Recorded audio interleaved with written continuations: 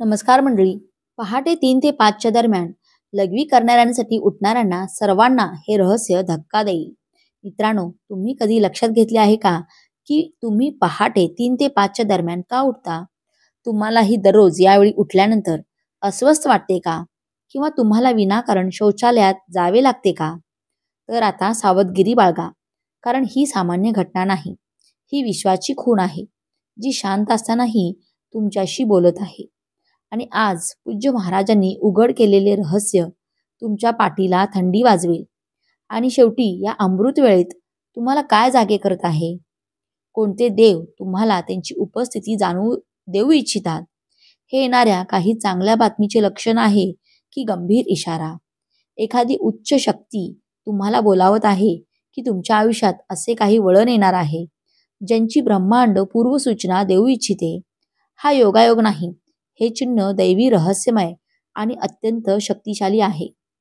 आणि म्हणूनच या व्हिडिओमध्ये आम्ही तुम्हाला हे मोठे रहस्य सांगणार आहोत, जे जाणून घेतल्यावर तुम्ही तुमच्या आत्म्यात डोकावू शकाल.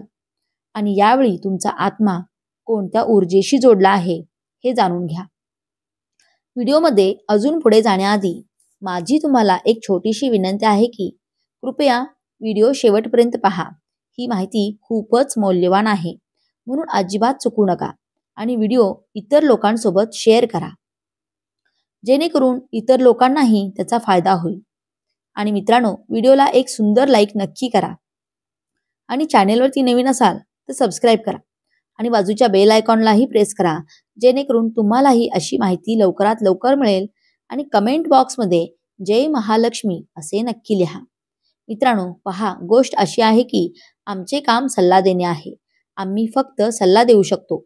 आता तुम्ही विश्वास ठेवा किंवा न ठेवा, ती तुमची निवड आहे.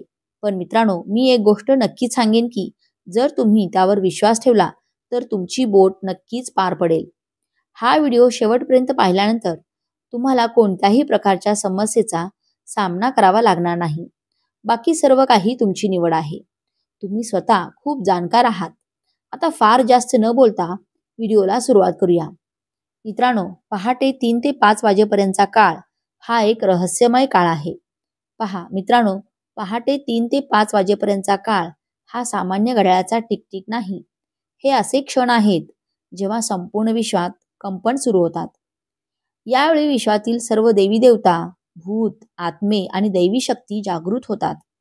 आणि त्या सर्वांचे उद्दिष्ट आपल्याशी संवाद साधणे आहे, आपल्याला संकेत देणे. जेव्हा आपण जीवनात काही चुकीच्या मार्गावर चालायला लागतो, जेव्हा आपली कृत्ये दोषपूर्ण होऊ लागतात, तेव्हा देव गप्प बसत नाहीत. तो संकेत देतो की सावधगिरी बाळगा, अजूनही वेळ आहे.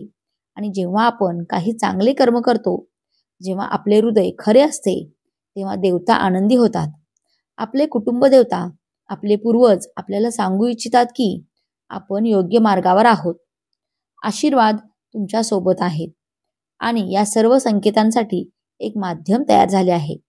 जेव्हा तुम्ही रात्री अचानक जागे व्हाल, तेव्हा तुम्ही दररोज रात्री 3 ते 5च्या दरम्यान जागे व्हाल.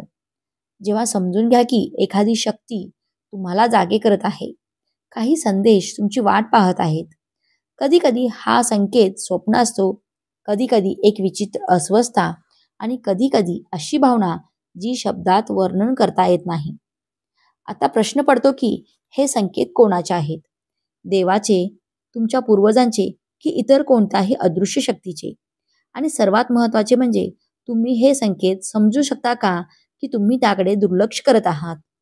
कारण जर तुम्ही या संकेतांकडे दुर्लक्ष केले तर तुमच्या जीवनाचा मार्ग बदलू शकणारा इशारा तुम्ही गमावू शकता.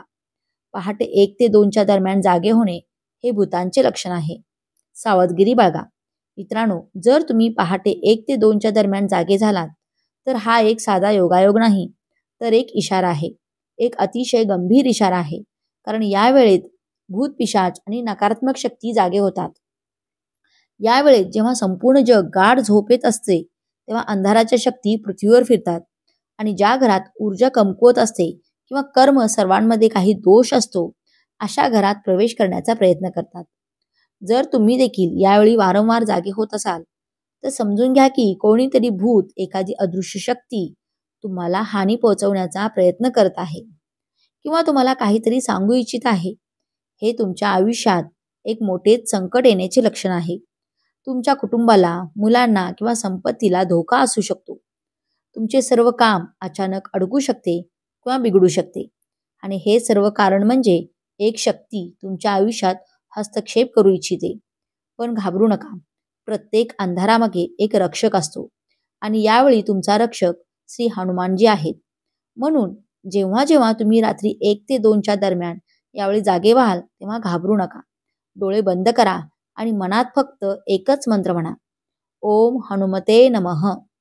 काळजीपूर्वक ऐका आणि पुन्हा करा, ओम हनुमते नमः. या मंत्राचा जप केल्याने तुम्हाला वाहणाऱ्या आणि तुमच्याकडे येऊ इच्छिणाऱ्या सर्व वाईट शक्ती लगेच पळून जातील. हनुमानजी त्यांच्या गाढवाने त्यांचे रक्षण करतील, जे त्यांना खऱ्या मनाने हाक मारतील. तर मित्रांनो, जर तुम्हीही या अनुभवातून गेला असाल तर कमेंटमध्ये जय बजरंगबली असे नक्की लिहा आणि हा व्हिडिओ आपल्या मित्रपरिवारांसोबत नक्की शेअर करा, जेणेकरून इतर कोणीतरी स्वतःचे रक्षण करू शकेल. भक्ती म्हणजे संरक्षण आणि नाव म्हणजे शक्ती. ओम हम हनुमते नमः. पहाटे 2 ते 3 वाजेच्या दरम्यान झोपेतून उठणे पूर्वजांच्या नाराजीचे लक्षण.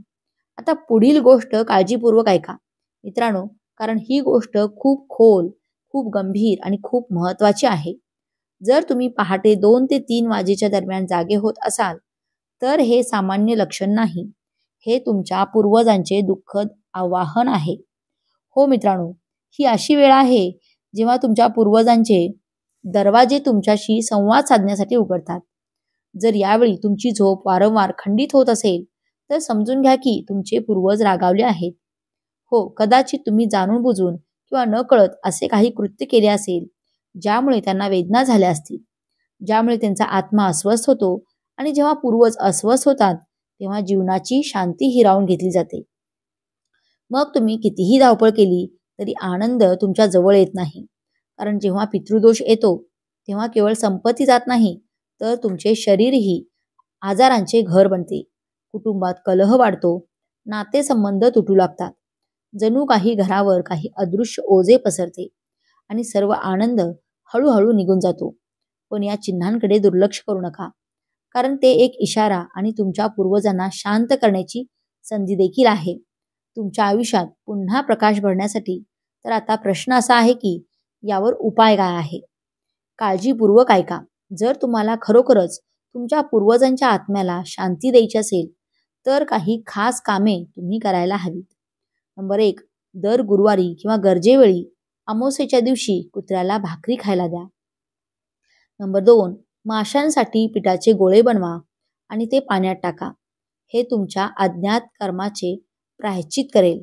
नंबर 3, सर्वात शक्तिशाली उपाय, गाईला चारा खायला द्या. पूर्वज गाईची सेवा करून आनंदी असतात. त्यांच्या आत्म्याला आराम मिळतो. हे छोटे उपाय तुमच्या आयुष्यातील मोठे संकट टाळू शकतात. आणि त्याचवेळी जर राहू तुमच्या आयुष्यात जड असेल, अडथळे सतत येत असतील तर हे उपाय ते शांत करतील.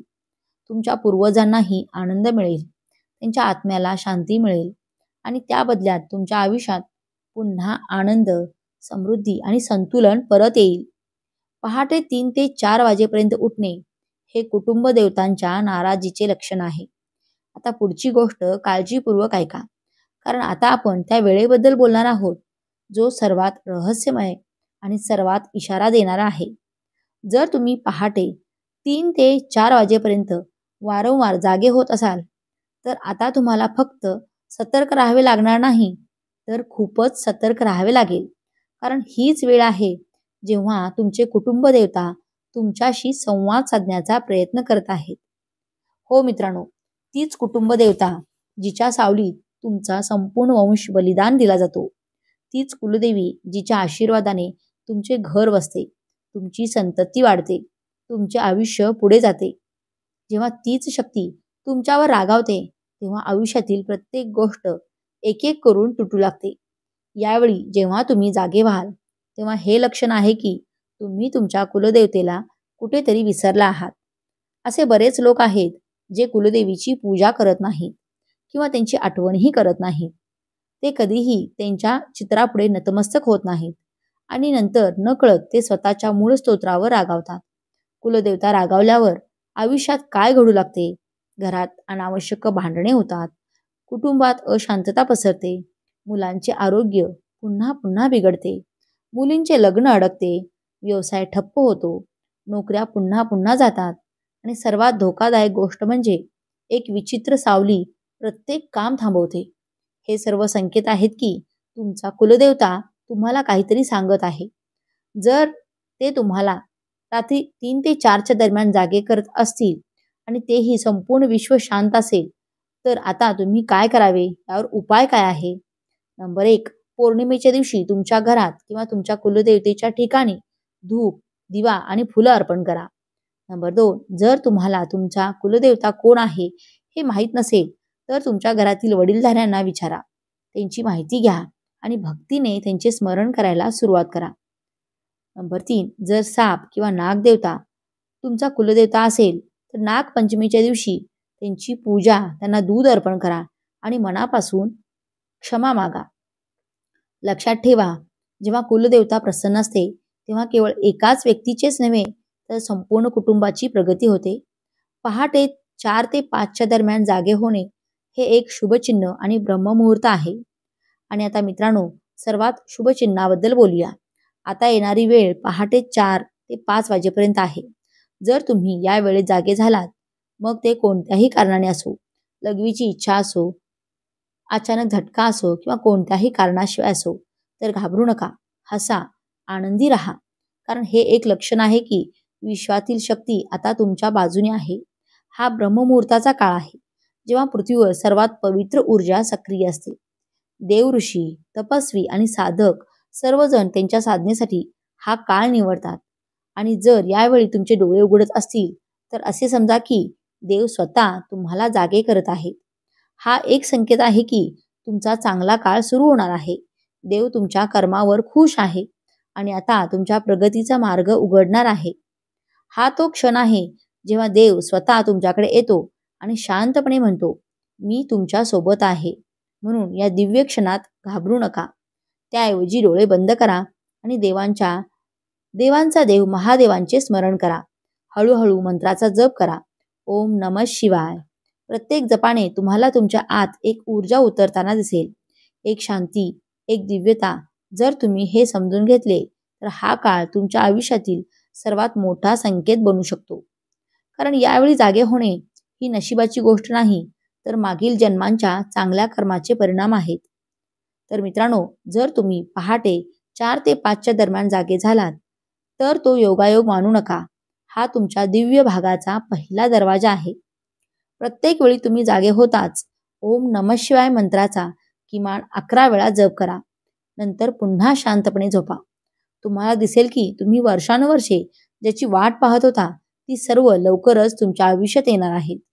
जर तुम्हीही असे काही अनुभवले असेल, तर कमेंटमध्ये हर हर महादेव असे नक्की लिहा आणि हा व्हिडिओ तुमच्या 5 प्रियजनांसोबत नक्की शेअर करा. कारण हे चिन्ह, हा क्षण, ही संधी प्रत्येकाच्या नशिबात नसते. आता आपण आणखीन एक अद्भुत रहस्याकडे वळूया. मित्रांनो, स्वप्ने, हो, ती स्वप्ने जिथे देव आपल्याशी शांतपणे बोलतो. बऱ्याच वेळा जेव्हा आपण जागृत जगात चिन्हे समजू शकत नाही, तेव्हा देव, विश्व, आपले पूर्वज किंवा अद्भुत शक्ती स्वप्नांद्वारे आपल्याशी संवाद साधतात. पण प्रश्न असा आहे की तुम्ही या चिन्हे ओळखता का?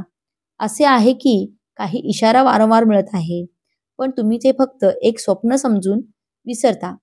तर मित्रांनो, आज मी तुम्हाला 3 सर्वात शक्तिशाली स्वप्नांची चिन्हे सांगेन.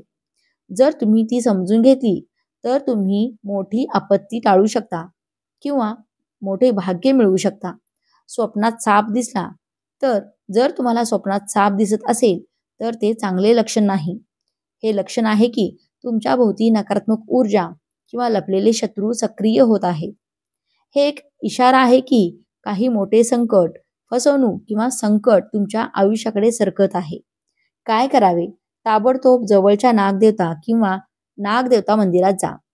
तेथे नारळ अर्पण करा, थोडे दूध अर्पण करा आणि मनोभावे माफी मागा. या सोप्या उपायाने नकारात्मक ऊर्जा थांबेल आणि नागदेवतेच्या कृपेने तुम्ही सुरक्षित राहाल. तर मित्रांनो, हा माहितीपूर्ण व्हिडिओ तुम्हाला आवडला असल्यास व्हिडिओला एक लाईक नक्की करा आणि चॅनेलला सबस्क्राईब करून आम्हाला प्रोत्साहित करा. धन्यवाद. श्री स्वामी समर्थ. श्री गुरुदेव दत्त.